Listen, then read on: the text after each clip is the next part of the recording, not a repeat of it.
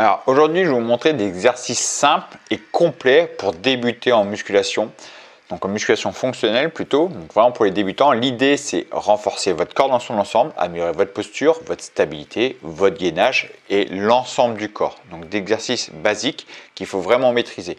On va travailler le dos, on va travailler donc le dos, les biceps et l'arrière des épaules, les pecs, les triceps, l'avant des épaules et le gainage et les jambes. D'accord ? Donc on va voir plusieurs exercices. Je vous propose de les faire en tempo sans prise de tête sur du 10 à 15 répétitions. Donc les charges, vous allez les adapter selon votre niveau. Au début, certains exercices, comme par exemple le squat, je pense au squat, sans rien. Vous allez chercher sans rien, essayez de faire au moins une quinzaine de répétitions. Quand vous arrivez à faire facilement 15 répétitions, vous prenez un petit élastique, un élastique léger, et vous augmentez progressivement les résistances. D'accord ? Donc on va faire par exemple en full body, séance 1, on va faire le squat, donc avec un échauffement tranquille, donc montée de genoux, talons fesses, des petits squats en vous appuyant sur un support. Puis après vous faites votre série de squats. Si vous arrivez à faire facilement les 15 reps, vous rajoutez un petit élastique. Le rowing, donc avec l'élastique à mi-hauteur. Donc ici, pareil, un élastique léger, parce que là, il y a beaucoup de choses à comprendre. La stabilité, donc les deux jambes écartées, assez fléchies. Donc plus vous allez mettre de la résistance, plus vous allez fléchir. Donc au début, si vous débutez, vous allez avoir les jambes semi-tendues parce qu'il y aura très peu de résistance. Mais comprendre que le mouvement part des épaules, c'est l'épaule qui part, puis le coude. D'accord ? Vraiment bien faire le mouvement dès le début. Donc là, il y a une gestion de la posture.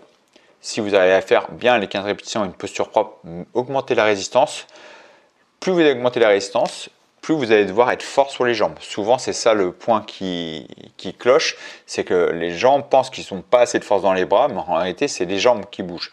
Donc, plus vous êtes à l'aise, plus vous allez fléchir de plus en plus sur les jambes. Donc, vous aurez un travail tonique sur les cuisses, un travail tonique sur les lombaires, un travail tonique sur la posture et sur l'ensemble du dos. C'est vraiment l'exercice numéro 1 pour travailler l'ensemble du dos. C'est super exercice. Et troisième exercice, le développer.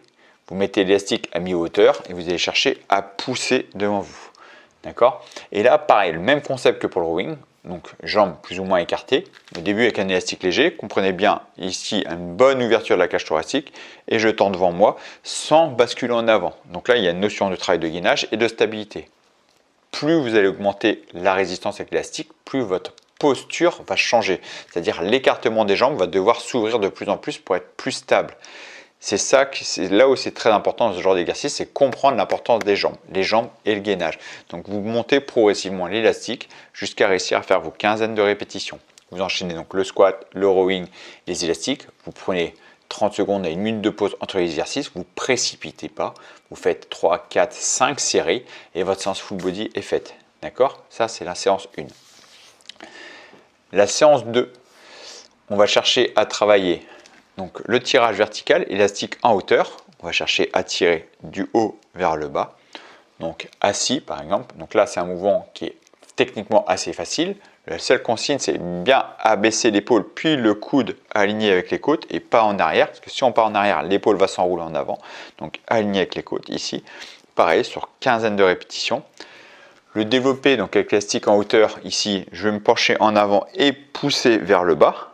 Okay. Le fait de pousser vers le bas, donc pensez à bien vous basculer en avant pour ne pas avoir un conflit articulaire. C'est-à-dire, si je suis trop droit, je prends l'élastique en hauteur, je suis ici, là il y a conflit articulaire. Il faut que mon épaule soit libérée, d'accord ? Il faut que je puisse avoir ce mouvement-là en poussant vers le bas, d'accord ? Ici. À vide, essayez de sentir qu'il n'y a pas de blocage articulaire. Donc pour bien l'avoir, il va falloir que je me penche en avant pour pouvoir pousser vers le bas, ok ?